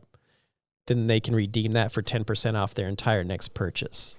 So that's kind of a motivator for people to buy there, because that 10% discount. So say you buy, so you're buying basically $100 worth of stuff, and then you decide on your 11th trip, because you have your card, now you're going to buy $300 worth of stuff to get that huge discount. Yeah. So that's what helps people to buy stuff there. So anyway, that's the scoop with that. Curious to know, given this is a kind of a business podcast, how well does a business like that do? What do you guys do top line in a year on something like that? So I think that thing grosses probably $400K a year. $400K a year? Yeah. In Lincoln? Yeah. It grosses that. Okay. What's board games? So, yeah. So we all get quarterly checks, and there's 6 of us right now. So I think I get like $1,200 a quarter from that thing, and I don't do So it's pretty top line heavy. anything there. I mean, they say real estate is passive income. Board games are passive income. So the cool thing I like about this, and I hope none of the guys, they don't, because they're old curmudgeons. They aren't going to do it. If but they see it and you need a contact. I know, right? So delete it. So the cool part is that since I don't get along with most of them, they were constantly over the years trying to get, because how we made that business work is we hired a store manager to work during the day, and then each one of us took a night shift, right? So that we'd save on labor. Right. Well, mine was always on Saturday, you know, and I love Husker football, so it kind of sucked because I was working Saturdays, and so I'd try to get people to swap me, and you know, they're always grumbling because I like a clean store and they don't care, and I like to have the stuff organized and they don't care, and I like to have, you know, I just like stuff to look good when people come in. I don't care what a gamer's car looks like. They don't want to come in and have the store look the same way their car does, right? Right. Yeah. Right. So I'm like, and so I was always a pain in everybody's butt. So they got to the point where I heard through a couple of customers that they didn't even want me working there anymore. So I'm like, no problem. so wish is my command. So we Turn to page 4, paragraph 5. right. So what I did is I'm like, great. So they hired somebody to work Saturday night, and then about 8 months into this, they're all mad at me because I'm now getting a quarterly check and not doing anything. And I'm like, Not bad. So do you really want me there, though? that's your guys' deal. Yeah. That's what you wanted, and that's what you got. Yeah. So yeah, that's kind of what happened there. And so now I go in. I mean, I do some of the renovations and the stuff. We recently redid the upstairs and all that, and I did all that work, which I don't mind doing, but I do have to remind them whenever they complain about it's not how they would have done it. I'm like, well, but you didn't do it, and I get paid a lot of money to do this. So if you want to pay me what I would charge somebody, then you can tell me what you want. But if I'm doing it, then you can just like it or Fair not. point. Yeah. So that stopped them talking to me about it. Now they talk to each other, but I don't care because, I mean, ultimately, like I said, I'll have it and they'll all be Dead. Well, while we're talking about top line, do you mind sharing top line on your real businesses? estate businesses? Oh my gosh. So they're all different and they fluctuate a lot of the time. So one of the things that we did is when the market changed from a foreclosure market to a constantly rising market, is we sold off all of our single families except for a few and use that money to do flips and things like that. So right now, we're now back in the mode of buying things again, because now, even though prices are up, the deals are starting to come in. We're starting to see more foreclosures happen. We're starting to see prices come down on materials, and labor's still high, but the prices on materials. So now we're starting to acquire, and this gets back to I'll sell anything because I know the market will change, Right. and it's changing again. So with the interest rates going up, less people can buy or are willing to buy. Right. And so now we're starting to pick up stuff again that we can hold. So that's kind of the deal is with that. And then as I transition out of flipping houses and more into commercial, which is a lot more fun for me, we'll see where that takes us. So anyway, that's probably all I'll say about Top Dollar on that stuff. Gotcha. No, that's fair. That's fair. Our job is to ask. Oh, Yes. yeah. all we do. I got a different question. Sure. In terms of flips, what's the average profit on a flip that you guys generally do? So we typically don't do a deal unless we can make at least 30 grand on it. Good. So some of them we make more. Like we got one now that once it closes, we should be probably about 50 or 60 grand on it, but Some more, but none less. usually not less. Yeah, if it was less, just I made a mistake. Stop making taking it. sense. Out of curiosity, how hands-on are you? In that, No, that's a good question. I like it. So I usually don't do a whole lot as far as the construction part because I'm not a licensed contractor. And I always it's kind of one of my lines I always tell people wouldn't want to buy what I built anyway. So, I do good on mobile homes because they're small. yeah. And just as long as they look decent, people are going to rent them. But when I want to sell a house, I go into a lot of houses that get flipped by people. And I'm like, this thing's terrible. Who would ever buy this? This is terrible. It just looks bad. And they didn't fix stuff. So, if I spent my time doing that, then I would lose time on the acquisitions. So who does do that? So I Who have like manages or oversees the whole renovation process of that? Yep, I have a couple contractor teams, and they do the renovations. One of them does my higher end stuff or stuff that I want to be really nice, Right. and then another one does like our rentals and some of the lower end stuff. So it's all give this guy a call. He does that, and that's his workflow. That's how. Have you gotten to a point where you now fulfill people's like workloads? Because you said you got a couple contractors. Do they work for you, or are they just contractors that you just give them your properties, your deals, your houses, your homes? So they're contractors. So they do not work for us. Okay. Well, like yes, legally, yeah, of course, yeah, they're contractors, but I'm saying like does most of their work come from you? Yeah, we try to keep them a steady flow so that Right. they're available. Like for example, the guy right now who's working on one of our rentals, because he's doing deals for us, I needed another house painted. Okay. And so he's okay. And I said, that's a priority over this one because this one's on the market and it's Right. finally nice enough now where it can get painted. So this needs to be put on the back burner and you need to take care of that. Okay. So Gotcha. that's how that works. So that's why I try to keep them in the flow so that when I need stuff like that, I can just move them around that way. So just working with the people that at this point, the people that you know, the contractors that you know that you've done X amount of deals with, Yep. makes everything smoother, makes everything easier. Yep. Yeah, and plus what we do is we send them SKUs for all of the product that we use so that they don't have to constantly ask questions. They just look through the sheet and go, oh, okay, this is the color of paint that they want. These are the countertops they want. These are the cabinets that they want. These are the fixtures they want. You guys are doing the same finishes on every house. Yeah. Doing Yeah. how it works. So, Yep. Yeah, because it's all. In terms of rentals, how many doors do you guys have? So like I said, we sold off a bunch. So right now we only have about like 12 doors. We've got some in Council Bluffs. We've got most of them in Lincoln. I don't have any in Omaha anymore. No, that's wrong. I forgot. Like we bought 3. So I got two of them, and then the third one we're wholesaling. So I've got a couple in Omaha. And then Lincoln, we've got most of them.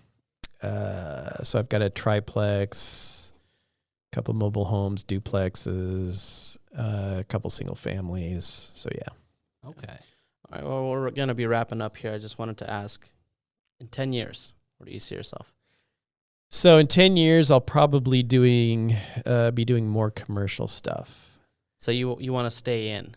Yeah. Why get out? It's too fun. If it's not broken, yeah. Yeah, and plus, like, I haven't had this happen for a while because I kind of put a stop to it. But I'm actually sitting down with 2 people this week who are just getting ready to start. Oh, wow. Oh, interesting. And the difference between how I used to do it and how I do it now is now I make people buy me at least a coffee if they want to sit down with me for a half hour. Because I've spent over $100,000 in education for real estate. Wow. So when people want it for free, I'm not too excited about that, especially if they don't do anything. Right. But you never know who is and who isn't going to do something. You're kind of leaning into that consulting type of.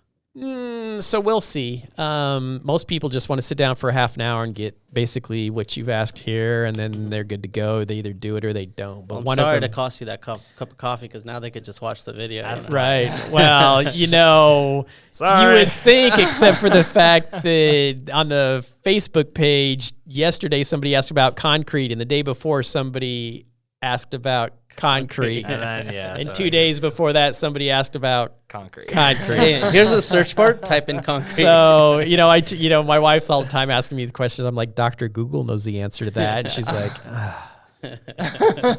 yes, he does. What do I look like? Google. I know that, yeah. What do I look like, the Google? So anyway, cool.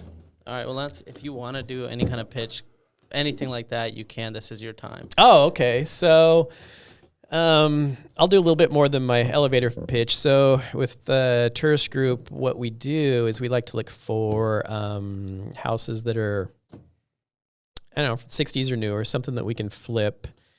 And we also, I did mention on my other part that my 2 jobs are finding deals and finding money. So we're always looking for private money lenders. And those are people who, back to the qualifications that I think we asked about but didn't ever answer, they have to have at least $50,000 that they can lend. And they also have to be on the investment pyramid to the point where they can lend that $50,000. And what I mean by that is they have to have their basic life insurance down. Then they have to have their 401ks and all that stuff lined up. And then whatever money's left over after they do that, that's where that $50K has to come from. So a lot of people get it from CDs, or they get it from, cash that they have or something like that. So I'm always willing to sit down with people about and talk to them about private money lending. And what always amazes people is you have to qualify to be a lender. So I'm not going to sit down with you and say, hey, I need $50,000 a day. I'm going to say, hey, tell me how you qualify to lend me $50,000, because I don't want you 3 weeks from now call me up and say, hey, I need my $50,000 back because my kid has to have braces. That's not how it works. We signed a 6-month contract. Your money is now locked up for that 6 months. Now we may get it done sooner. We may close on it faster, and you may get it back sooner, but I can't have people telling me that they need the money back after they lend it to us. So they have to qualify in order to lend to us. And I've never lost any of my customers' money. Nice. Now I've sometimes not made a lot of money on a deal. Congrats. That's good. But I've never lost any of my lenders' money, and that's how I plan to keep it. So anyway, if basically we're looking for deals and we're looking for people that are interested in lending. So if you know of somebody like that, I'd love to sit down with them, have a cup of coffee, and see how we can help each other. Who buys the coffee? I'm playing. Right. It depends on how much they have to lend.